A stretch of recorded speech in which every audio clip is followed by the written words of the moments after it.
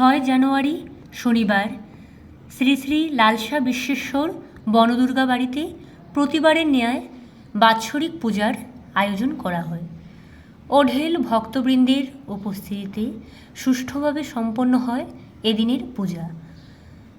সারাদিন ব্যাপী হরিনাম কীর্তন এবং মহাপ্রসাদ বিতরণের মাধ্যমে প্রবল জনস্রোতে মুখরিত হয়ে উঠেছিল এদিনের পরিবেশ।